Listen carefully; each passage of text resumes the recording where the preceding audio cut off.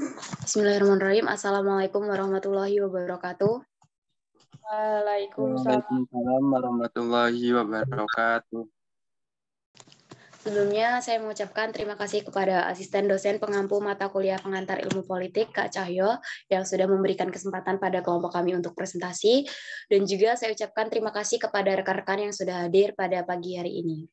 Saya Aisyah Suciningrum, NPM 2213032024, selaku moderator kelompok 6, di mana kelompok kami akan mempresentasikan tentang partai politik, pemilihan umum, sistem politik, dan komunikasi politik. Di mana kali ini saya tidak sendiri, saya ditemani oleh rekan-rekan saya, yaitu Adi Kurnia Saputra, Dimas Aldi Pratama, Dita Permatasari, M. Toiyafi Ma'ruf, Refliansyah, dan Rizky Novaldi. Untuk presentasi yang pertama akan dibacakan oleh rekan saya, Toi.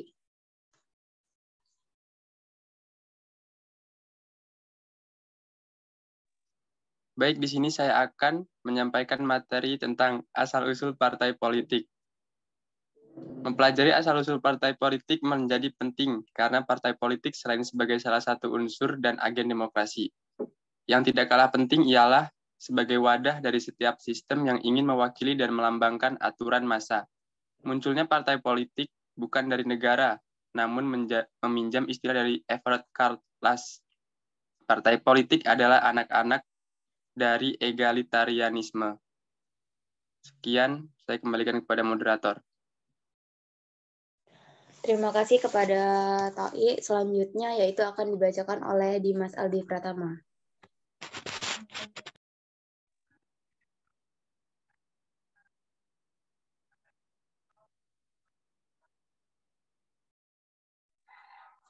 Next, D.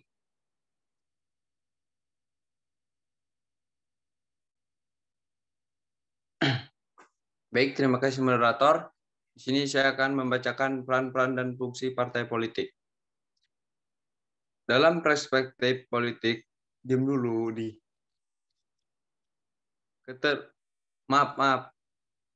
Dalam perspektif politik, keterwakilan di lembaga formal negara, partai politik memiliki peran dan posisi yang strategis karena partai politik merupakan bagian penting dari pilar-pilar demokrasi. Berikut uraian singkat mengenai macam-macam fungsi dari partai politik antara lain. 1. Sebagai sarana komunikasi politik. 2. Sebagai sarana sosialisasi politik. 3. Sebagai sarana rekrutmen politik. 4. Sebagai pengantar konflik. 5. Sebagai pembuat kebajikan. Saya kembalikan kepada moderator. Terima kasih kepada pemateri 2. Selanjutnya yaitu pemateri 3, yaitu Rizky Novaldi. Baik, terima kasih moderator. Sini saya akan menjelaskan tentang pemilihan umum. Pemilihan umum merupakan salah satu usaha untuk mempengaruhi rakyat secara persuasif, tidak memaksa dengan melakukan kegiatan retorika, public relation, komunikasi massa, lobby, dan lain-lain. Salah satu cara atau sarana untuk menentukan orang-orang yang akan mewakili rakyat dalam menjalankan pemerintahan adalah dengan melaksanakan pemilu. Pemilihan umum adalah proses memilih orang untuk mengisi jabatan-jabatan politik tertentu. Jabatan-jabatan tersebut beraneka ragam, mulai dari presiden, wakil rakyat di berbagai tingkat pemerintah, sampai kepala desa. Cukup sekian materi yang dapat saya sampaikan. Saya kembalikan ke moderator.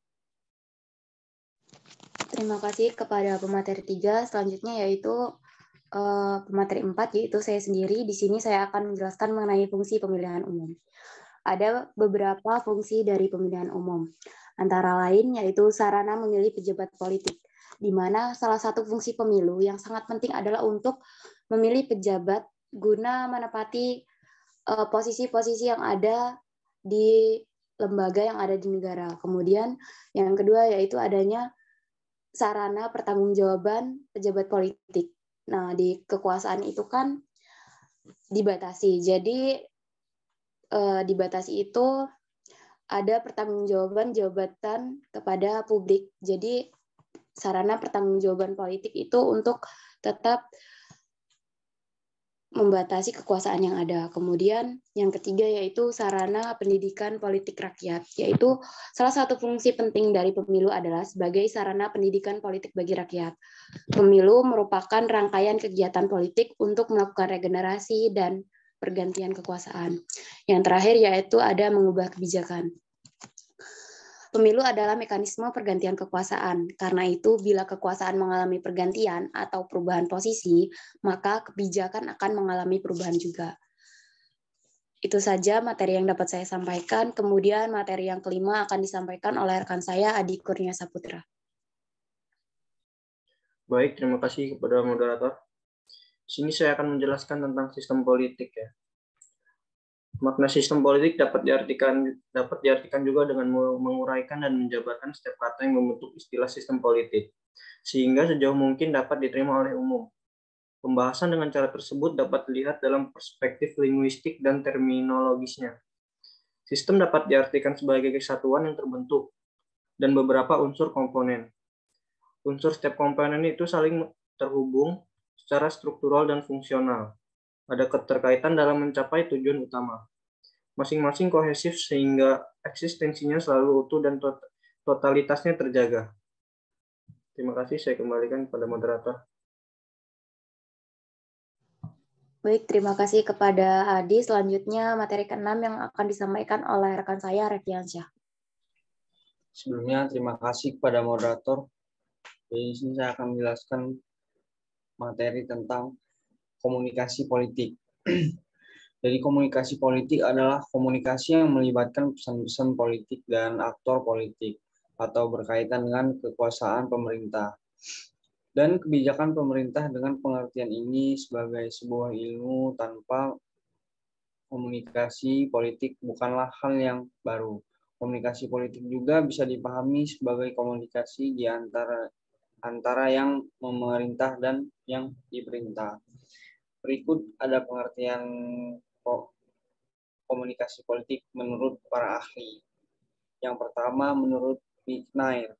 Menurut McNair sendiri, komunikasi politik bukan hanya sebagai komunikasi dari aktor politik kepada pemilih dengan maksud untuk mencapai tujuan tertentu, tetapi juga komunikasi yang ditujukan kepada para politisi oleh pemilih dan komunis surat berkabar. Dan yang kedua ada menurut Nimo. Menurut Nimo, komunikasi politik adalah kegiatan komunikasi yang dianggap komunikasi politik berdasarkan konsekuensi-konsekuensinya atau aktual maupun potensial yang mengatur perbuatan manusia di dalam kondisi-kondisi konflik. Yang ketiga, menurut Sangara. Menurut Sangara, komunikasi politik adalah satu bidang atau disiplin yang menelaah perilaku dan kegiatan komunikasi yang bersifat politik yang mempunyai akibat politik atau berpengaruh terhadap perilaku politik. Yang terakhir ada Surbakti. Menurut Surbakti, komunikasi politik adalah proses penyampaian informasi mengenai politik dari pemerintah kepada masyarakat dan dari masyarakat kepada pemerintah. Sekian, terima kasih. Saya kembalikan kepada moderator. Terima kasih kepada Refli. Materi yang terakhir yaitu akan disampaikan oleh rekan saya, Dita Permatasari. Saya akan menjelaskan tentang unsur-unsur dalam komunikasi politik. Komunikasi politik terdiri dari berbagai unsur, yaitu komunikasi politik. Komunikasi politik adalah memberi informasi tentang hal yang mengandung makna politik, misalnya presiden, menteri, anggota DPR, dan kelompok-kelompok penekan masyarakat yang bisa mempengaruhi jalannya pemerintahan. Yang kedua adalah pesan politik. Pesan politik adalah pernyataan yang disampaikan baik tertulis ataupun tidak tertulis, secara verbal maupun non-verbal, baik yang didasari politik ataupun tidak. Lalu ada saluran atau media politik. Adalah alat yang digunakan oleh para komunis komunitor dan menyampaikan pesan politiknya seperti media cetak, media elektronik, atau media online. Lalu ada sarana target politik. Adalah anggota masyarakat dan diharapkan dapat memberikan dukungan dalam bentuk pemberian suara kepada partai atau kandidat dalam pemilihan umum. Lalu yang terakhir ada pengaruh atau efek komunikasi politik. Efek politik yang diharapkan adalah tepatnya pemahaman terhadap sistem pemerintahan dan partai-partai politik. Terima kasih, saya kembalikan kepada moderator. Terima kasih kepada para pemateri yang sudah menyampaikan materinya, yaitu di sini kami akan melanjutkan di sesi tanya jawab. Kepada rekan-rekan yang ingin bertanya, saya persilakan.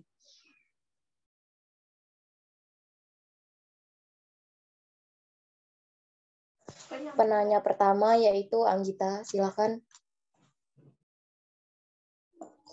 Baik, terima kasih moderator.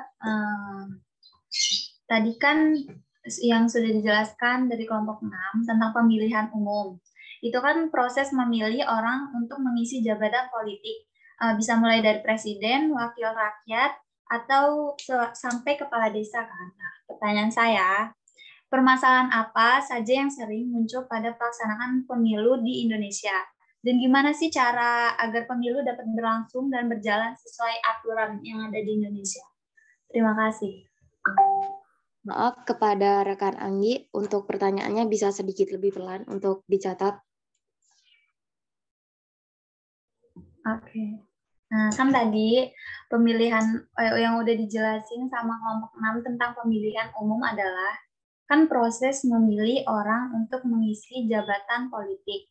Itu mulai dari presiden, wakil rakyat, atau sampai kepala desa.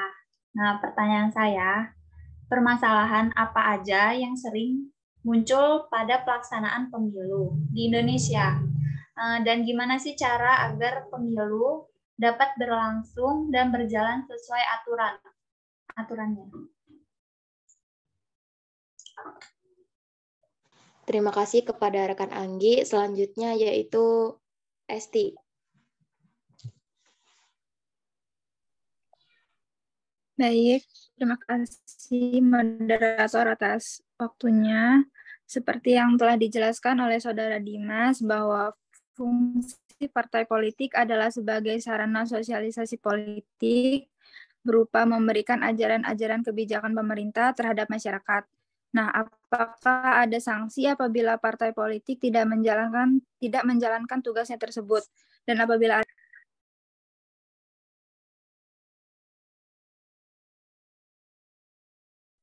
Pertanyaannya bisa diulangi kembali. Pertanyaannya saja, bagian pertanyaannya.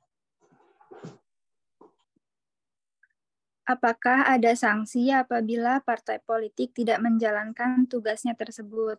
Dan apabila ada, tolong dijelaskan. Baik, terima kasih untuk Esti. Selanjutnya yaitu Rifka. Baik, terima kasih moderator. Saya ingin bertanya, bagaimana jika partai politik tidak menjalankan fungsinya berdasarkan Undang-Undang Nomor 2 Tahun 2011 tentang perubahan Undang-Undang Nomor 2 Tahun 2008. Misalnya yaitu partai politik tidak memberikan pendidikan politik bagi anggota dan masyarakat luas. Apakah ada hukum atau sanksi bagi para partai politik yang bersangkutan? Terima kasih.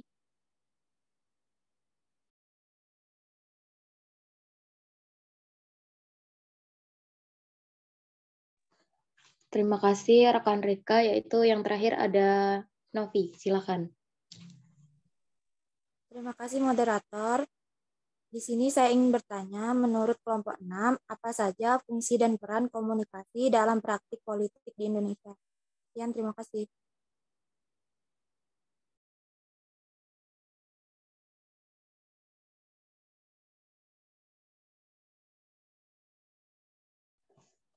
Baik, terima kasih kepada rekan-rekan yang sudah bertanya. Untuk pertanyaan yang pertama dari Anggita akan dijawab oleh rekan saya Rizky Novaldi. Silakan. Saya akan menjawab pertanyaan dari Anggita. Permasalahan apa saja yang sering muncul pada pelaksanaan pemilu di Indonesia? Adapun masalah yang akan dihadapi di antaranya beban tugas KPPS, pendistribusian logistik, validasi data pemilih, politik uang, dan penyebaran hoaks saat masa kampanye. Apakah pertanyaannya bisa diterima? Tadi saya juga nanya gimana cara agar pemilu dapat berlangsung dan berjalan sesuai aturan. Belum dijawab.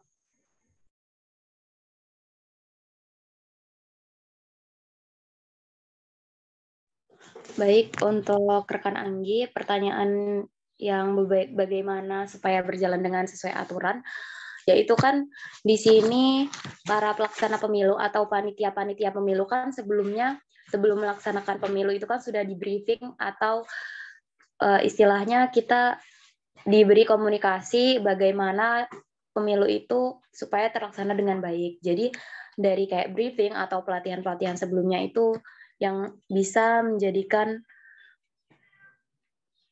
seperti yang ditanyakan oleh Anggita tadi. Bagaimana Anggita? Ya, baik. Untuk pertanyaan kedua yaitu akan dijawab oleh rekan saya, Toi. Baik, di sini saya akan menjawab pertanyaan dari Esti. Yang pertanyaannya ialah, fungsi partai politik adalah sebagai sarana sosialisasi politik berupa memberikan ajaran-ajaran kebijakan pemerintahan terhadap masyarakat. Apakah ada sanksi apabila partai politik tidak menjalankan tugasnya tersebut? Saya jawab, anggaran pendapat daerah diprioritaskan untuk melaksanakan pendidikan politik bagi anggota partai politik dan masyarakat. Apabila partai politik tidak mencantumkan atau tidak memuat pendidikan politik, maka atas pelanggaran tersebut dikenai sanksi administratif berupa penolakan pendaftaran partai politik sebagai badan hukum oleh kementerian. Apakah dapat diterima dengan jelas? Ya, baik. Terima kasih. Pertanyaan yang ketiga dari Rika akan dijawab oleh rekan saya, Refli. Terima kasih moderator. Jadi di sini saya akan menjawab pertanyaan dari Rika. Jika partai politik tidak menjalankan fungsi berdasarkan Undang-Undang Nomor 2 Tahun 2012 tentang perubahan Undang-Undang tahun 2008, misalnya partai politik tidak memberikan pendidikan politik bagi anggota dan masyarakat luas, apakah ada hukum dan sanksi bagi partai politik yang bersangkutan? Jadi gini, jadi tidak ada sanksi bagi partai politik yang tidak melaksanakan fungsi sebagai partai politik, atau hukum bagi partai politik yang tidak melaksanakan kewajiban berupa melakukan pendidikan politik dan menyalurkan aspirasi politik anggotanya atau masyarakat luas. Tapi jika sebuah partai politik tidak mencantumkan atau tidak membuat pendidikan politik pada anggaran dasarnya, maka atas pelanggaran tersebut dikenai sanksi administratif berupa penolakan pendaftaran partai politik sebagai badan hukum oleh kementerian. Sekian, apa bisa dipahami jawabannya, Rika? Baik, terima kasih banyak, Refli. Baiklah, jika sudah bisa dipahami, saya kembalikan kepada moderator. Oke, untuk pertanyaan terakhir dari Novia tadi akan dijawab oleh rekan saya, Adi. Baik, terima kasih moderator. Sini saya akan menjawab pertanyaan dari Novi. Novi tadi bertanya, apa fungsi dan peran komunikasi dalam praktik politik Indonesia? Jadi peran komunikasi politik dalam konteks politik, peran komunikasi dalam konteks politik tadi memiliki fungsi dan peran sebagai jembatan penghubung antara infrastruktur dan suprastruktur dalam suatu negara. Komunikasi ini bersifat timbal balik untuk mencapai kepentingan rakyat pada suatu negara. Apakah bisa dipahami, Saudara Novi? Ya, terima kasih Adi. Ya, saya kembalikan kepada moderator. Baik, terima kasih kepada rekan-rekan yang sudah bertanya dan menjawab. Apakah dari 4 pertanyaan dan 4 jawaban tadi ada yang ingin menambahkan atau menyanggah dari rekan-rekan semua?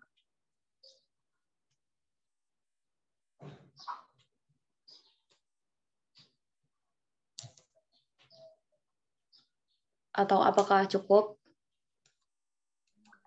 Cukup, please.